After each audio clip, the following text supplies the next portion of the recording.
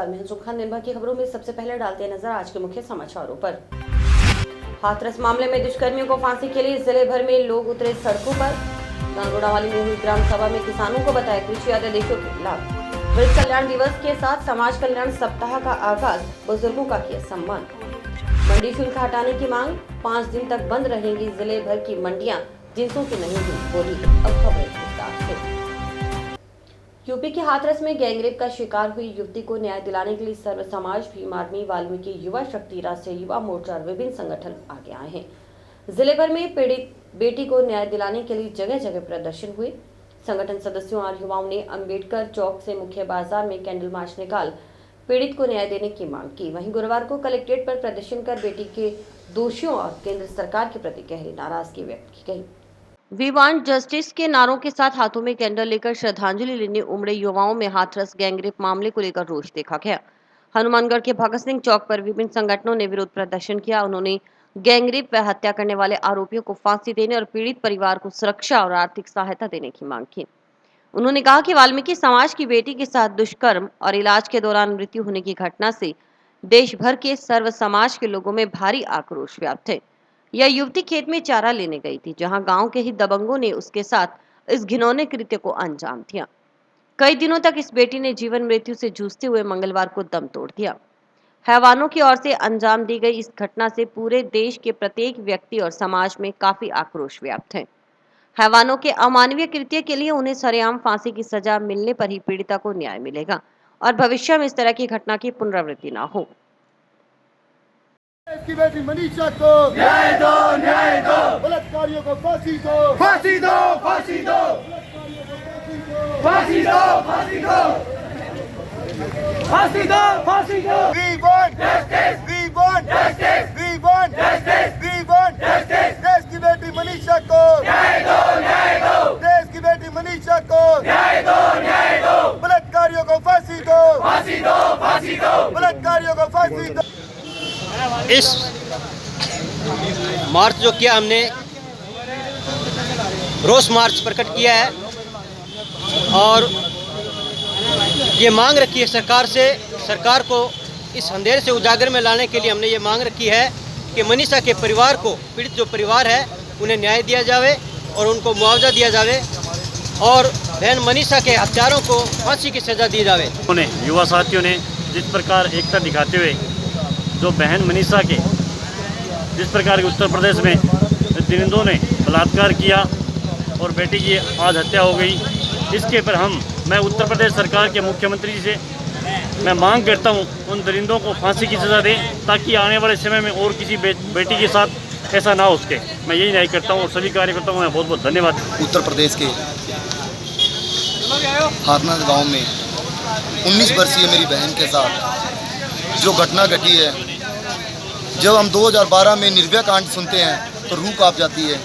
ये उससे भी भयानक, देश की बेटी के साथ पहले उसकी गर्दन तोड़ी गई, फिर रीढ़ की हड्डी, उसकी जुबान काटी गई और उसके बाद 4 आरोपियों ने गैंग रेप किया।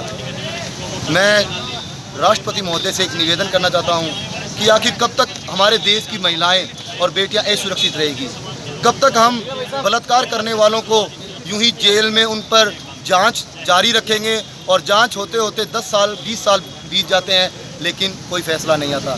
मैं एक निवेदन करना चाहता हूं कि जल्द से जल्द ऐसा कानून हो कि बलात्कार करने वालों को 1 महीने के अंदर अगर वो दोषी हैं तो उनको तुरंत प्रभाव से फांसी दी जाए। जनवादी महिला समिति ने भी हाथरस में हुई घटना पर गहरा अफसोस प्रकट करते हुए बेटी को न्याय दिलाने की मांग की। जनवादी महिला समिति जिला अध्यक्ष सरबजीत कौर ने कहा कि सरकार और प्रशासन लाचार होकर यह सब देख रहा है, इसलिए हमें ऐसी घटनाओं और ऐसी सरकारों के सामने शर्म आती है। ऐसा घिनौना कृत्य करने वालों को सरकार को कड़ी से कड़ी सजा दी जानी चाहिए। जनवादी महिला समिति जिला कमेटी की ओर से वो जो हाथरस में जिले में, यूपी के हाथरस जिले में जो घटना हुई है बच्ची के साथ, बहुत दर्दनाक घटना हुई है। पहले जब हमने महिला समिति शुरू किया उससे ये बहुत तगड़ी घटना हो गई। हम चाहते हैं कि हमारी वो बच्ची को न्याय मिलना चाहिए, जो अपराधी हैं उनको कड़ी से कड़ी सज़ा मिलनी चाहिए। हम शर्म आती है हमें, हमारे देश में, प्रदेश में ऐसा प्रशासन, ऐसी सरकार, तो हम कहाँ से बेटी पढ़ाएं, कहाँ से बेटी बचाएं? आए दिन निर्भया कांड हुआ उसके बाद लगातार ऐसी घटनाएं बहुत हो रही हैं। और हमारी सरकार क्या कर रही है, हमारा प्रशासन क्या कर रहा है। अब जो यूपी में जो घटना हुई है, वो बच्ची का माँ बाप बिलखता रहा और उसकी लाश माँ बाप को मुंह देखने के लिए भी नहीं दी। जो बच्ची के साथ जो 4 दरिंदों ने बलात्कार किया और उसका पूरा सारा शरीर जख्मी कर दिया और उसकी जीभ काट दी। ऐसी घटना हमारे देश में हो रही हैं और हमारी सरकारें क्या कर रही हैं। यदि हत्यारों को फांसी नहीं दी गई तो चुप नहीं बैठेंगे और आंदोलन करेंगे। इसी तरह गुरुवार को जंक्शन कलेक्ट्रेट कार्यालय पर भी विभिन्न संगठनों ने प्रदर्शन कर ज्ञापन सौंपे। बहुजन समाज पार्टी की ओर से हाथरस मामले में दुष्कर्मियों को फांसी देने की मांग उठाई गई। लोगों का कहना था कि यदि मामले में सरकार ने त्वरित न्याय नहीं किया तो बड़ा आंदोलन किया जाएगा।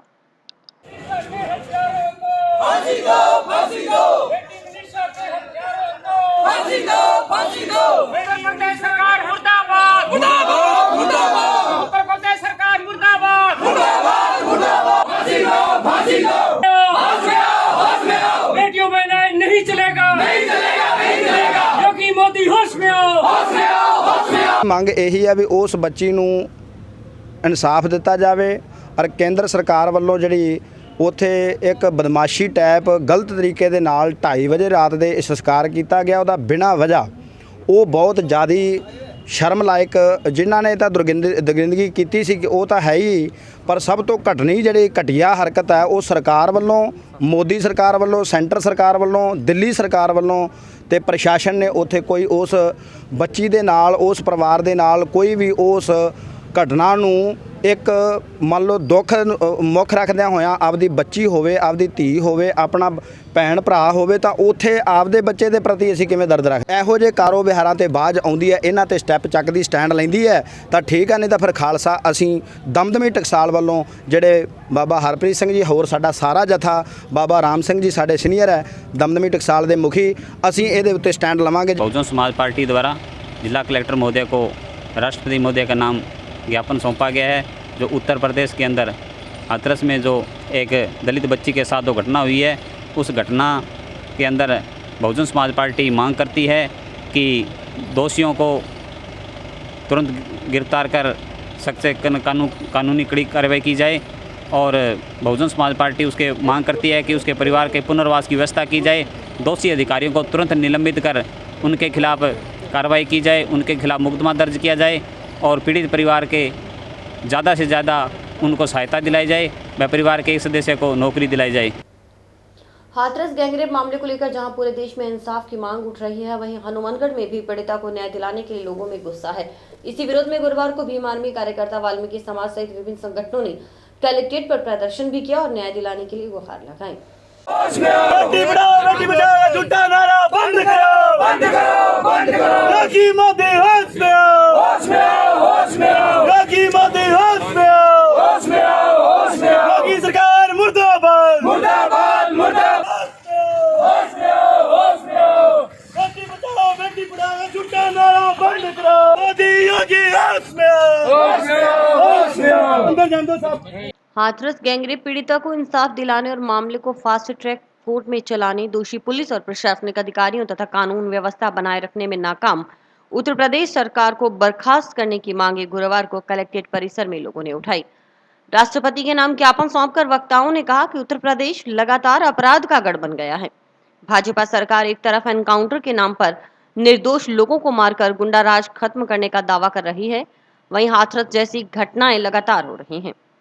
भाजपा राज में महिलाओं, दलितों पर सामंतों द्वारा प्रशासनिक और राजनीतिक संरक्षण में अत्याचार बढ़ गए हैं। भाजपा की उत्तर प्रदेश सरकार ने सत्ता में रहने का नैतिक अधिकार खो दिया। राष्ट्रपति से कानून व्यवस्था बनाए रखने में नाकाम योगी सरकार को बर्खास्त करने की मांग की गई। पुलिस ने बिना परिवार की सहमति के जघन्य तरीके से रात को अंतिम संस्कार करने का भी आरोप लगाया। कमेटी के बैनर के तले हमने सर्व समाज के साथ जिला कलेक्टर महोदय को आज ज्ञापन सौंपा है राष्ट्रपति के नाम। इस ज्ञापन का मुख्य उद्देश्य उत्तर प्रदेश की हाथरस घटना बहन मनीषा के साथ हुए बलात्कार व उसकी निर्गम हत्या के खिलाफ हमने ये आज ज्ञापन सौंपा है। ज्ञापन में हमारी मांगे निम्न है कि हमने 1 करोड़ रुपए का बहन मनीषा के परिवार को मुआवजा व उसके हत्यारों को फांसी की सज़ा, और दूसरा उनको फांसी की सज़ा 10 दिन के भीतर होनी चाहिए। उसके बाद हम सारे समाज के साथ मिलकर हम आने वाले दिनों में पूरे दल के साथ भारत बंद का ऐलान करेंगे, चक्का जाम करेंगे। इसका पूरा जिम्मेवार मोदी और योगी सरकार होगी व प्रशासन होगा।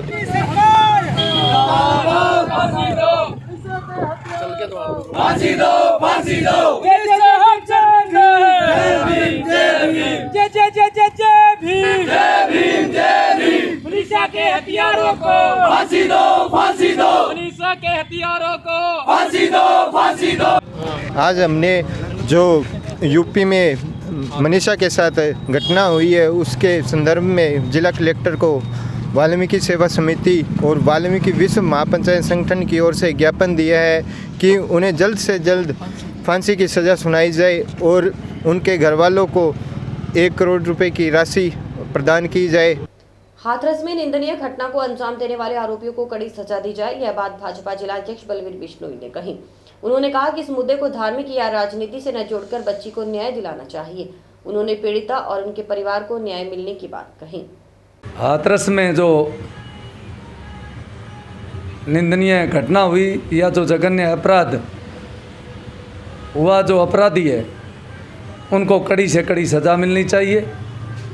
और मैं इसकी जितने कड़े शब्दों में कहा जाए उतने शब्दों में मैं इस अपराध की निंदा करता हूं, क्योंकि ये मानवता को शर्मसार करने वाला है। तो इसमें कोई हम राजनीतिक धार्मिक कोई मुद्दे से न जोड़कर हम सबको उस बहन को न्याय दिलाना चाहिए, उसके परिवार को न्याय दिलाना चाहिए और दोषियों को इतनी कड़ी सज़ा मिले कि भविष्य में ऐसी घटना की पुनरावृत्ति न हो। कोई राजनीतिक या धार्मिक ये मुद्दा नहीं है, ये मानवता को शर्मसार करने वाला एक जघन्य अपराध है। इसकी जितनी निंदा की जाए, जितनी भर्त्सना की जाए उतनी कम है। हम सब लोगों को, देशवासियों को, उस पीड़िता के परिवार को और उस पीड़िता को न्याय दिलाने का हम सबको काम करना चाहिए, न कि इसको कोई राजनीतिक या धर्म के आधार पर जोड़ना चाहिए। केंद्र सरकार की ओर से नई कृषि नीति के तहत लाए गए 3 अध्यादेशों के खिलाफ देश भर में विपक्षी पार्टियों व विभिन्न किसान संगठनों के बैनर तले किसानों का विरोध प्रदर्शन जारी है। इन सब के बीच भाजपा से जुड़े लोग गाँव में किसानों तक पहुँच इन कृषि बिलों से होने वाले फायदों के बारे में किसानों को समझाने में जुट गए हैं। भारतीय जनसंघ अध्यक्ष पंडित दीनदयाल उपाध्याय की 104वीं जयंती के मौके पर प्रधानमंत्री नरेंद्र मोदी ने भाजपा कार्यकर्ताओं को संबोधित करने के दौरान इन बिलों में होने वाले लाभों के बारे में किसानों को आम भाषा में समझाने का आह्वान किया था। इसी कड़ी में पूर्व मंत्री डॉक्टर राम प्रताप और भाजपा जिलाध्यक्ष बलवीर बिश्नोई के नेतृत्व में पार्टी पदाधिकारियों ने गुरुवार को जिला मुख्यालय के नजदीकी गांव रोडावाली में ग्राम सभा का आयोजन कर किसानों को केंद्र सरकार के नए कृषि अध्यादेशों की जानकारी दी। इस मौके पर मौजूद किसानों को संबोधित करते हुए पूर्व मंत्री ने कहा कि केंद्र सरकार के तीनों नए कृषि अध्यादेश फायदेमंद हैं। सरकार किसानों की आय को दोगुना करने के उद्देश्य से नई कृषि नीति के तहत 3 अध्यादेश लेकर आई है। केंद्र सरकार की ओर से किसानों के हितों को हमेशा प्राथमिकता दी गई है। कृषि बिल से छोटे किसानों को सबसे अधिक फायदा होगा। इन बिलों के लागू होने से अब किसान की मर्जी है कि वह कहीं पर भी फसल बेचे, जहां पर किसान को अधिक दाम मिलेगा वो वहां फसल बेच सकेगा। उन्होंने कहा कि भाजपा सदैव किसानों के साथ खड़ी है। मंडी पहले भी थी, आज भी है और आगे भी सदैव रहेगी। एमएसपी पर किसानों के दाने दाने की खरीद भी होगी। 3 अध्यादेशों से सरकार की ओर से मंडियों को और बढ़ाया जाएगा तथा सरकारी खरीद भी पहले की भांति जारी रहेगी। सरकार की ओर से किसानों के हितों को ध्यान में रखते हुए न्यूनतम समर्थन मूल्य की घोषणा भी जारी रहेगी। पूर्व मंत्री ने कांग्रेस पर निशाना साधते हुए कहा कि विपक्ष की ओर से जनता में इन अध्यादेशों को लेकर भ्रम फैलाया जा रहा है, जबकि 2019 में राजस्थान में सत्ता में आने से पहले कांग्रेस ने अपने घोषणा पत्र में भी इन अध्यादेशों को लागू करने के बारे में लिखा था। लेकिन अपने राजनीतिक रोटियां सेकने और केंद्र की भाजपा सरकार के खिलाफ किसानों को भड़काने के लिए इन बिलों को किसान, व्यापारी व मजदूर विरोधी बताकर बरगलाया जा रहा है। कांग्रेस इन बिलों को खुद लाती तो ठीक था, लेकिन आज जब केंद्र सरकार ने इन बिलों को पास कर दिया तो उसका विरोध खुद कांग्रेस ही कर रही है और कांग्रेस की इसी चाल का पर्दाफाश करने के लिए वे किसानों को जागरूक कर रहे हैं। आज गांव रोडावाली में पूर्व मंत्री सम्मानीय डॉक्टर राम प्रताप जी और हम सब ने जो माननीय प्रधानमंत्री जी ने किसान के जीवन में बदलाव के लिए जो 3 महत्वपूर्ण निर्णय लिए, जो 3 विधेयक पास हुए, उन सब बातों को किसानों के सामने रखा और किसानों को बताया भी तीनों विधेयक किसान के हित में है। और जो एक विरोधी लोग जो सिर्फ किसान को भड़काने का काम कर रहे हैं, भाई एमएसपी लागू नहीं रहेगी, एमएसपी लागू थी, लागू है, लागू रहेगी, ये हमारे प्रधानमंत्री जी ने आश्वासन दिया है। और जो तीनों विधेयक काश्तकारों के सामने, और काश्तकारों ने स्वीकार किया कि हमारी वर्षों से मांग थी कि हमारा जो जिन्स है वो खुले में बिकना चाहिए, चाहे हम मंडी में बेचें, चाहे हम खेत खलिहान में बेचें, चाहे अन्य राज्य में बेचें। तो हम सब ने ये बातें किसानों के साथ में किसान चौपाल के रूप में रखी। और दूसरा, 2019 के कांग्रेस के लोकसभा चुनाव में घोषणा पत्र में ये तीनों चीज़ है। भाई हम सत्ता में आए तो ये चीज़ घोषणा पत्र उस पार्टी का जो चुनाव लड़ती है, राजनीतिक दल, उसका आईना होता है। जब जनता के सामने इन्होंने 2019 लोकसभा चुनाव में रखा भी ये तीनों बातें, जो आज तीनों बिल आए, तो आज फिर विरोध किस बात का? इस बात को लेकर जो प्रधानमंत्री जी ने किसान के जीवन में बदलाव का जो निर्णय लिया है, उसका हमने स्वागत करते हुए किसानों के बीच जाकर ये अपनी बात रखी। धान मंडी में मंडी समिति की ओर से वसूले जाने वाले मंडी शुल्क को लेकर व्यापारियों में रोष है। इसी संबंध में फूड ग्रेन मर्चेंट एसोसिएशन सहित व्यापारिक संगठनों ने 1 से 5 अक्टूबर तक हड़ताल का ऐलान किया है। इस दौरान जिले की सभी मंडियां बंद रही और जिन्सों की बोली नहीं करवाई गई।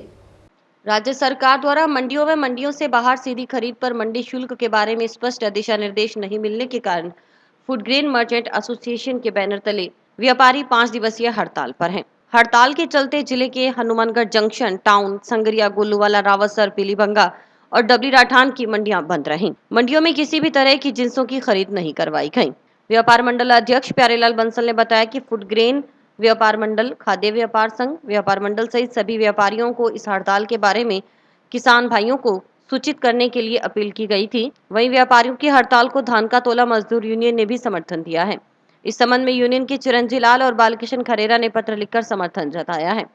उन्होंने फूड ग्रेन मर्चेंट्स एसोसिएशन को लिखे पत्र में बताया कि धान का तोला मजदूर यूनियन व्यापारियों के संघर्ष में उनके साथ है। जो हमारी फूड ग्रेन में मीटिंग हुई थी उसके बारे में द्वारा चर्चा करने, हड़ताल के बारे में चर्चा करने के लिए आज फिर व्यापारी इकट्ठे हुए हैं। जो भी व्यापारियों को समस्या आएगी, इन्होंने समझ क्या है कि हमें एकजुट होकर सारी समस्याओं से निपटाने के लिए तत्पर आगे रहेंगे। और जो भी कोई सीसीआई के मसले में, जहाँ कोई व्यापारी के मसले में, जहाँ किसान के झगड़े में कोई भी चीज़ आती है तो उसके साथ साथ हम अपने एकजुटता के साथ निपटाएंगे और किसी से चिटिंगबाजी नहीं होगी। हड़ताल 5 तारीख तक रहेगी, 6 तारीख से फिर सुचारू रूप से काम चलता रहेगा। अगर सरकार ने पहले कोई इनकी बातें, हमारी बातें मान ली तो उस पर विचार करके हड़ताल तोड़ भी दी जा सकती है। जो कृषि उपज मंडी ने नियम 2 रुपये 60 पैसे का बाहर और अंदर में डिफरेंस कर रखा है, उसी के रिजर्व में भी हमें बाहर लें तो क्या है प्रोसीजर मिलेगा और मंडी में लें तो क्या प्रोसीजर से नरमा कपास खरीद सकते हैं। मंडी में कोई खरीद नहीं चलेगा। 5 तारीख तक तो मंडी में कोई खरीद नहीं। अगर पहले कोई सरकार ने हमारी सुन ली या कृषि उपज मंडी ने कोई नियम या गाइडलाइन दे दी तो पहले भी तोड़ सकते हैं। राजस्थान कॉटन जिनिंग एसोसिएशन की बैठक गुरुवार को हुई। इसमें एसोसिएशन पदाधिकारियों के चुनाव सर्वसम्मति से हुई, जिसमें रविंद्र कुमार गुप्ता को अध्यक्ष, योगेश गर्ग सचिव, नीरज मुंडेवाला को कोषाध्यक्ष मनोनीत किया गया। इन पदों पर सर्वसम्मति बनाने में राजकुमार चाचान का सराहनीय सहयोग रहा।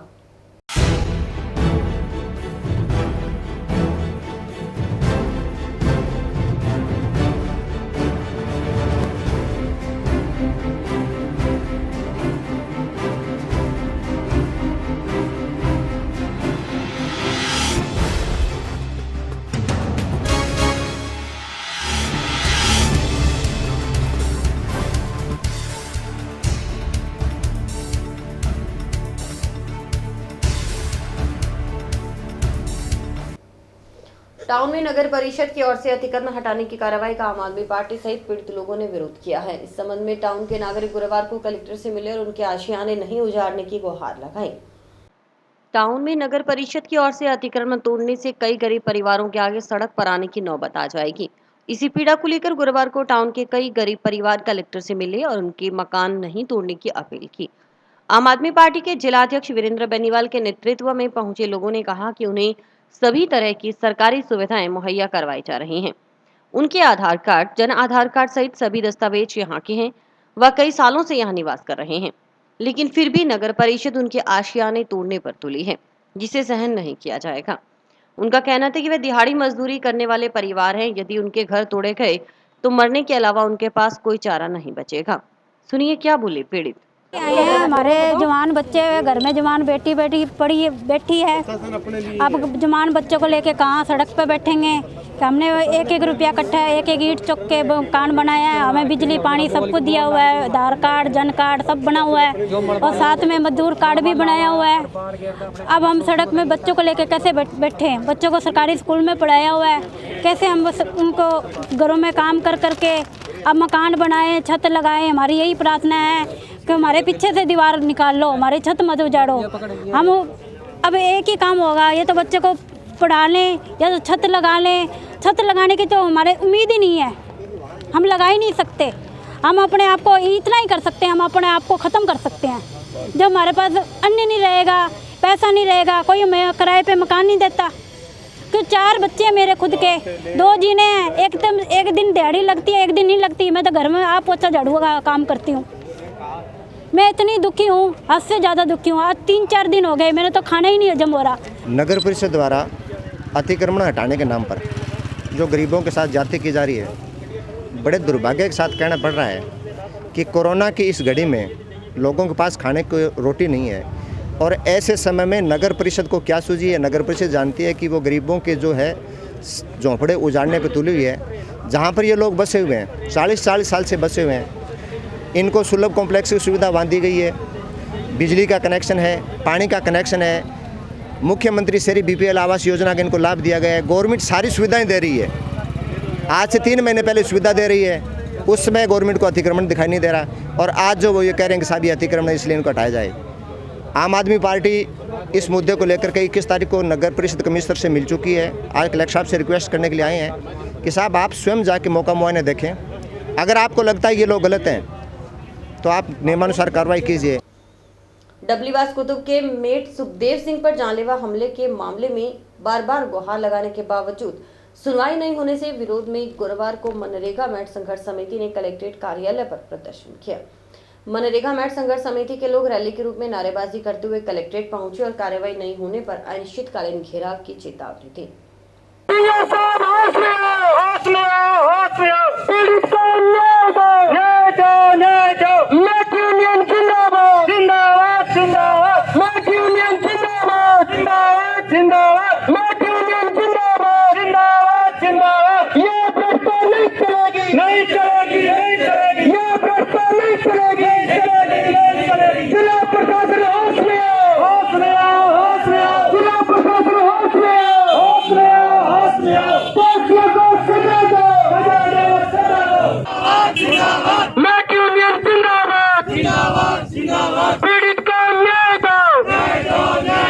मनरेगा मेट संघर्ष समिति ने गुरुवार को कलेक्ट्रेट पर प्रदर्शन कर मेट सुखदेव सिंह पर जानलेवा हमले के मामले में राजकार्य में बाधा का केस दर्ज करवाने और मेट सुखदेव सिंह को आर्थिक सहायता देने की मांग उठाई है। प्रदर्शनकारियों ने रैली के रूप में कलेक्ट्रेट पहुंचकर गेट के आगे नारेबाजी की और धरना लगा दिया। इसके बाद हुई सभा में वक्ताओं ने कहा कि 18 अगस्त को सुखदेव सिंह पर जानलेवा हमला हुआ था। इसे लेकर कई बार ज्ञापन देकर गुहार लगाई, लेकिन कोई सुनवाई नहीं हुई। यहाँ तक कि कलेक्टर ने भी 7 दिन का आश्वासन दिया था, लेकिन सिर्फ आश्वासन दिए जा रहे हैं। उन्होंने कहा कि यदि मामले में त्वरित कार्रवाई नहीं हुई तो अनिश्चितकालीन घेराव भी किया जाएगा। मांग हमारी मुख्य 3 प्रकार की मांग है। पहली मांग ये थी हमारी कि हमारे साथी के साथ जो घटना हुई उसको लेकर राजकार्य में बाधा का मुकदमा अभी तक दर्ज नहीं करवाया गया। दूसरी हमारी मांग थी कि हमारे साथी को सरकार द्वारा आर्थिक सहायता राशि दी जाए। तीसरी हमारी मांग थी कि ग्राम पंचायत डबली कुतुब के ग्राम विकास अधिकारी और LDC के द्वारा आज तक 45 दिन बीत जाने के बाद भी राजकार्य में बाधा का मुकदमा दर्ज नहीं करवाया गया, इसलिए उनके खिलाफ कानूनी कार्रवाई की जाए। ये हमारी मुख्य मांग है। वार्ता हुई भाई सुखदेव सिंह के लिए, उसको आर्थिक और न्यायिक सहायता प्रदान करने के लिए, तो उसमें कलेक्टर साहब ने एक चीज़ तो क्लियर की है कि राजकार्य में बाधा का जो मुकदमा बनता है वो वाकई ही जारी करवा दिया जाएगा और 7 दिन के अंदर अंदर ही ये मुकदमा लागू हो जाएगा। और आगे की गाइडलाइन जो भी आएगी आर्थिक सहायता के लिए, जैसे भी गाइडलाइन बन रही है, अभी हम जयपुर कागज द्वारा भेज रहे हैं, तो उनको देखते हुए आए गाइडलाइन उन्होंने बताया भी 7 दिन के अंदर अंदर आपको संतुष्ट कर दिया जाएगा। अगर कलेक्टर महोदय ने 7 दिन बाद संतुष्ट नहीं किया तो हम घेराव करेंगे, पूर्ण रूप से करेंगे। सामाजिक न्याय एवं अधिकारिता विभाग की ओर से महात्मा गांधी जयंती के अवसर पर 1 से 7 अक्टूबर तक समाज कल्याण सप्ताह मनाया जाएगा। इसके तहत गुरुवार को पहले दिन वृद्धजन कल्याण दिवस मनाया गया। इस दौरान वृद्धों का सम्मान कर उनकी सेवा का संकल्प लिया गया। समाज कल्याण सप्ताह का आगाज गुरुवार को हुआ। पहले आर्डवन सभा की ओर से संचालित अपनागर वृद्धाश्रम में वृद्ध दिवस मनाया गया। इसमें नगर परिषद चेयरमैन गणेश बंसल और समाज कल्याण अधिकारी अभिषेक गुप्ता मौजूद रहे। इस मौके पर सभी बुजुर्गों को तिलक लगाकर नए वस्त्र ग्रहण करवाए गए। साथ ही मिठाइयां खिलाते हुए बुजुर्गों की सेवा करने का संकल्प लिया गया। इसके अलावा कोविड-19 को देखते हुए मास्क और सैनिटाइजर की भी व्यवस्था करवाई गई। आपको बता दें कि यह कार्यक्रम 7 दिन तक चलेगा। इसमें हर दिन अलग अलग कार्यक्रम होंगे। 2 अक्टूबर को अनुसूचित जातियों का कल्याण दिवस, 3 अक्टूबर को अपराधी सुधार दिवस मनाया जाएगा। इसमें जिला कारागृह में कैदियों की समस्याओं पर विचार गोष्ठी होगी। इसी तरह 4 अक्टूबर को बाल दिवस, 5 अक्टूबर को महिला कल्याण दिवस, 6 अक्टूबर को जन चेतना दिवस और 7 अक्टूबर को विशेष योग्यजन कल्याण दिवस के साथ समाज कल्याण सप्ताह का समापन किया जाएगा। इस बारे में समाज कल्याण अधिकारी डॉक्टर अभिषेक ने पूरी जानकारी दी। सामाजिक न्याय अधिकारिता विभाग के माध्यम से प्रतिवर्ष समाज कल्याण सप्ताह का आयोजन किया जाता है, जिसमें प्रथम दिवस जो है 1 अक्टूबर को अंतर्राष्ट्रीय वृद्धजन दिवस होता है। अंतर्राष्ट्रीय वृद्धजन दिवस पे समस्त जिलों में श्रीमान जिला कलेक्टर महोदय के नेतृत्व में स्वयंसेवी संस्थाओं के माध्यम से वृद्धजन का सम्मान, उनके बीच में आज ये आयोजन करके उनके जो महत्व को है समाज के बीच जागरूकता पैदा करना और उनके आवश्यक स्वास्थ्य जांच और कार्यक्रम का आयोजन का हर्ष उल्लास से मनाए जाने का प्रयास किया जाता है। आज के इस कार्यक्रम में संस्था के माध्यम से आज यहाँ पे जितने भी जो वृद्धजन है, वरिष्ठ जन है, उन लोगों का बाकायदा तिलक करके माला पहना के स्वागत किया जाएगा और उन्हें जो भी उपहार स्वरूप संस्था के माध्यम से उपलब्ध कराए जाएंगे, उनको विशेष रूप से स्वास्थ्य जांच कराई जाएगी।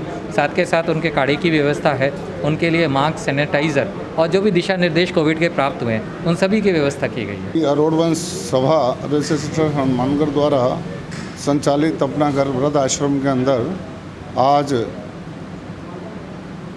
वृद्ध डे, जिसका विशिष्ट दिवस के रूप में मनाया गया। जितने भी हमारे यहाँ बुजुर्ग हैं सभी को वस्त्र ग्रहण करवाए गए, नए वस्त्र, वे सभी को मिठाई, सभी की सेवा और ये जो जितने भी वृद्ध हैं उनके लिए ये हर साल इसी तरह मनाया जाएगा। रक्तदान के प्रति आमजन में फैली भ्रांतियां दूर करने और जागरूकता लाने के उद्देश्य से विश्व रक्तदान दिवस मनाया जाता है। यही दिवस गुरुवार को जिला अस्पताल में रक्तदान शिविर लगाकर मनाया गया। इस दौरान करीब 50 लोगों ने रक्तदान किया। विश्व रक्तदान दिवस पर गुरुवार को जिला अस्पताल के ब्लड बैंक में रक्तदान शिविर लगाया गया। शिविर में रक्तदाताओं ने उत्साह दिखाते हुए रक्तदान किया। खास बात यह है कि जिले में स्वैच्छिक रक्तदान के प्रति लोगों में जागरूकता बढ़ रही है। जिला अस्पताल स्थित सरकारी ब्लड बैंक में हर वर्ष 12,000 यूनिट रक्त संग्रहण किया जा रहा है, जो कि श्रीगंगानगर के सरकारी ब्लड बैंक के मुकाबले करीब 50% ज्यादा है। पिछले 3 वर्षों से यह आंकड़ा निरंतर बढ़ रहा है। सरकारी ब्लड बैंक की ओर से पूरे जिले में रक्त की आपूर्ति दी जा रही है। इसके लिए नोहर, भादरा, रावसर और संग्रिया में स्टोरेज सेंटर भी बनाए हुए हैं। 1 यूनिट रक्त के दान से किसी की जान बचाई जा सकती है। इसके लिए ब्लड बैंक या समय समय पर लगने वाले शिविरों में रक्तदान किया जा सकता है। स्टाफ इंचार्ज राजेंद्र स्वामी के मुताबिक किसी भी ब्लड ग्रुप की जिला अस्पताल में कोई कमी नहीं है। आज के जिला चिकित्सालय के ब्लड बैंक में रक्तदान शिविर लगाया गया है। इसमें भाई अजय जी गिरधर पीलीबंगा और अमित जी बंसल हनुमानगढ़ का भी भरपूर सहयोग मिल रहा है। ये समय समय पर भी हमें डोनर भेजते रहते हैं और यहाँ पर ब्लड की कोई कमी नहीं है। हर प्रकार के ब्लड ग्रुप उपलब्ध है। ए पॉजिटिव की थोड़ी अभी कमी चल रही थी तो साथियों से निवेदन किया तो ए के डोनर भी भेजे जा रहे हैं और आज लगभग 50 यूनिट ब्लड होने की संभावना है। ये इसलिए मनाया जाता है ताकि स्वैच्छिक रक्तदान के प्रति लोगों में भाव उत्पन्न हो, लोगों को पता चले कि रक्तदान के क्या क्या फ़ायदे हैं, इसके किसी प्रकार के नुकसान नहीं है, खून देने से मरीजों को फ़ायदा होता है। इसके प्रचार प्रसार के लिए ये पूरे विश्व में आज का दिन मनाया जाता है। इस दौरान पीएमओ डॉक्टर एमपी शर्मा ने कहा कि रक्तदान करने से दूसरों की जिंदगी बचाई जा सकती है। उन्होंने रक्तदान करने वाले रक्तदाताओं को प्रमाण पत्र दिए, वहीं कहा कि वह दूसरे लोगों को भी इसके लिए प्रेरित करें। विश्व रक्तदान दिवस पे जिला चिकित्सालय में ब्लड बैंक में जो ब्लड डोनेशन कैंप लगाया जा रहा है, मैं जो सभी प्रतिभागी या जो डोनर हैं उनको मैं बड़ा धन्यवाद करना चाहता हूँ, क्योंकि रक्त एक ऐसी चीज़ है जिसका आप दान करके और किसी की जीवन बचा सकते हैं। और ये जो आज जो रक्तदान कर रहे हैं, मैं उनसे अनुरोध करूँगा कि वो दूसरे लोगों को भी प्रेरित करें और समय समय पर जो उचित टाइम है 6 महीने 3 महीने बाद में जांच करवाएं और अपना रक्त देवें, ताकि हम लोगों की जान बचा सकें। 2 अक्टूबर को गांधी जयंती है। इस पर स्काई चैनल आपको दिखाएगा कलेक्ट्रेट में बन रही गांधी जी की प्रतिमा की विशेष रिपोर्ट। जंक्शन स्थित कलेक्ट्रेट परिसर में 7.25 फीट ऊंची महात्मा गांधी की मूर्ति बनाई जा रही है। इसका निर्माण कला शिक्षक रामकिशन अडिग द्वारा किया जा रहा है। मूर्तिकार कला शिक्षक रामकिशन अडिग ने बताया कि 5 दिन बाद यह मूर्ति बनकर तैयार हो जाएगी। यह मूर्ति महात्मा गांधी के बैठने की मुद्रा में बनाई जा रही है। शिक्षा विभाग पल्लू में कार्यरत कला शिक्षक रामकिशन अडिग बताते हैं कि कुछ समय पहले कलेक्टर महोदय ने बुलाया और पार्क में मूर्ति बनाने की इच्छा जताई। उसके बाद कलेक्ट्रेट पार्क में मूर्ति बनाने का काम शुरू कर दिया गया। अब करीब 15 दिन हो चुके हैं। मूर्ति का निर्माण कार्य जारी है। 5-6 दिनों में यह काम पूरा हो जाएगा। शिक्षक रामकिशन ने बताया कि इस मूर्ति में सरिया, ईंटें, सीमेंट, कंक्रीट आदि सामग्री काम में ली जा रही है। इसका उद्देश्य यह है कि महात्मा गांधी की मूर्ति अक्सर ऊंचाई पर होती है, जबकि यह मूर्ति नीचे बैठे हुए बनाई जा रही है, ताकि हर कोई महात्मा गांधी के पास बैठ सके और उन्हें महसूस कर सके। इस मूर्ति की ऊंचाई 7.5 फीट ऊंची है। जानिए कलेक्ट्रेट पार्क में मूर्ति बनाने का क्या है उद्देश्य। यहाँ बता दें कि कलेक्ट्रेट परिसर में लोग आते जाते रहते हैं। खास बात यह है कि शुक्रवार को गांधी जयंती भी है। महात्मा गांधी जी को 150 साल हो गए। उनके बारे में लोगों की जानने की जिज्ञासा रहती है। लोग उनके ग्राम स्वराज गांधी जी के आदर्शों को अपना सकें, पूर्ण स्वराज गांधी जी का सर्वोदय का सपना, उसके बारे में लोग जान सकें। इसी उद्देश्य को लेकर उस मूर्ति का निर्माण करवाया जा रहा है। शिक्षक रामकिशन ने बताया कि इस काम में मेरा छात्र प्रियांशु, जो कि नवोदय में पढ़ा है, वहीं बेटा आदिश और पीडब्ल्यूडी तथा नगर परिषद के कुछ मजदूर भी सहयोग कर रहे हैं। हाँ, मैं रामकिशन अडिग कला शिक्षक हूँ जवाहर नवोदय विद्यालय पल्लू में। और यहाँ पे कुछ समय पहले कलेक्टर साहब ने बुलवाया और पूछा कि यहाँ पे एक मूर्ति का निर्माण करना है पार्क में, तो कर सकते हैं क्या। तो मैंने सर से फिर बात की और फिर यहाँ पे आके साइट देखी पार्क की, और फिर सर को मैंने एक आइडिया दी कि इस तरह से ये हम काम कर सकते हैं। और फिर कलेक्टर साहब के कहने पर ये सारा काम अभी 15 दिन पहले शुरू हुआ है और अभी ये लगभग अपने अंतिम चरण में ये काम चल रहा है। यानी इसमें अभी जो मूर्ति का मुख्य रूप से काम है वो 5-6 दिन का काम हो रहा है। फिर उसके बाद में ये काम एक तरह से पूरा हो जाएगा और उसके बाद आगे की प्रक्रिया शुरू होगी। तो इसमें जो हम लोगों ने जो लगाया है उसमें कुछ सरिया लगाया है, कुछ 500 के करीब ईंटें भी लगी हैं इसमें, और सीमेंट भी अभी तक 12 बोरे लग चुके हैं, और कुछ कंक्रीट लगभग 8-10 क्विंटल के करीब कंक्रीट भी उसमें लग चुका है।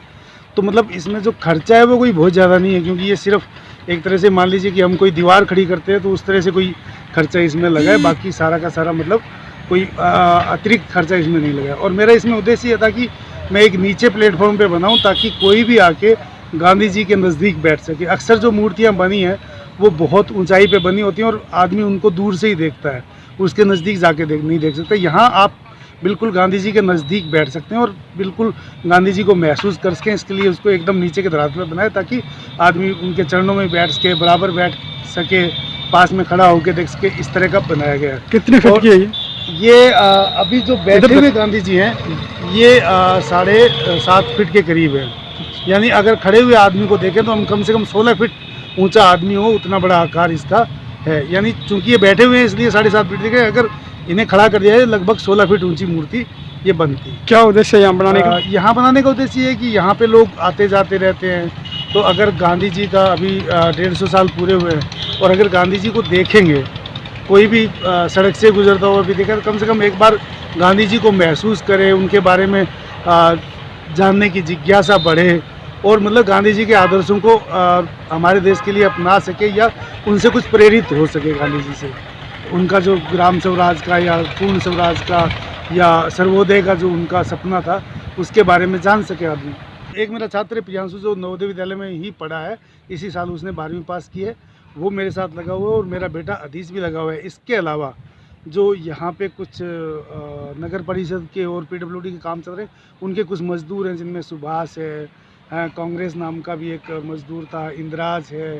तो इन लोगों की मदद से ये हो पाया, मेरे अकेले का इसमें कुछ नहीं है, सब लोगों के मिल के काम किया, तभी ये संभव हो सके। क्षेत्र में नरमे की फसल अत्यधिक तापमान के कारण नष्ट हो चुकी फसलों का मुआवजा दिलाने की मांग SFI कार्यकर्ताओं ने की है। पूर्व छात्र संघ अध्यक्ष महेंद्र कुमार शर्मा ने बताया कि किसानों के खेत में खड़ी नरमे की फसल नष्ट हो चुकी है, ऐसे में पीड़ित किसानों को मुआवजा दिया जाए। ग्राम पंचायत मुंडा के 9 MD चक के काश्तकारों की नरमे की फसल अत्यधिक तापमान के कारण पूर्ण रूप से नष्ट हो चुकी है। सितंबर माह से गिरदावरी रिपोर्ट शुरू हो चुकी थी।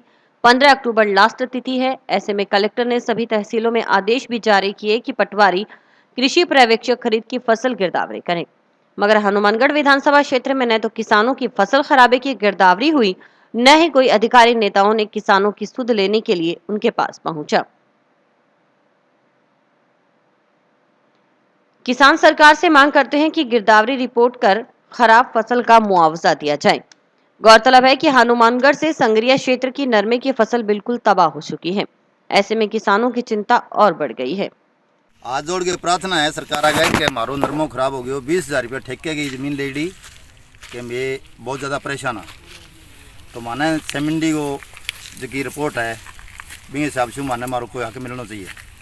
9 MD चक है जो कि माँ नरमो मारो खराब हो रही है। पूरे एरिया में नरमो, पूरे एरिया के माँ अंदर जियाँ 10 बीघा नरमो मेरे खुद हुआ है, 5-7 बीघा जमीन जियाँ अठ है, 20,000 रुपया ठेके के हिसाब से लेडी हमारी जमीन सारी नरमो जो सारो नष्ट हो गया हमारा। कोई जांच करने को नहीं आयो जी, कोई कलेक्टर आयो नहीं, कोई पटवारी सेक्रेटरी, कोई अठ नरमा हमारे देखने को नहीं आयो, ना हमारे को गरीब की सुना है। ग्राम पंचायत मुंडा के 9 MD चक के अंदर आज हमने विजिट किया किसान के खेत का, और उसके दौरान जो किसान के अंदर जो नरमे की जो फसल बोई हुई थी वो पूर्ण रूप से चौपट हो चुकी है। पूरा किसान रो रहा है। आज तक कोई सरकार का नुमाइंदा खेत में आकर के यहाँ पर किसान को आकर के किसी ने कहा कि मुआवजा दिलाने की बात नहीं की। मेरे पास में रिपोर्ट है, कागज़ है, परंतु उस कागज़ के अनुसार 15 अक्टूबर तक को ये रिपोर्ट भेजनी थी, किसान के खेत की गिरदावरी करनी थी, परंतु कोई अधिकारी, पटवारी, कृषि पर्यवेक्षक कोई नहीं आया। हम सरकार से मांग करते हैं किसानों के जो फसल का नुकसान होया तुरंत प्रभाव से किसान की खेत की गिरदावरी कर करके किसान के खाते में उसके जो नुकसान हुआ उसके प्रति उत्पादन बीघा का तुरंत प्रभाव से सरकार उसको मुआवजा दे। अगर समय रहते हुए किसान की बात नहीं मानी तो किसान सड़क पर उतरेगा, जिसकी जिम्मेवारी सरकार की होगी। और इसी के साथ समाचार समाप्त हुए। रोजाना देखते रहिए समाचार। नमस्कार।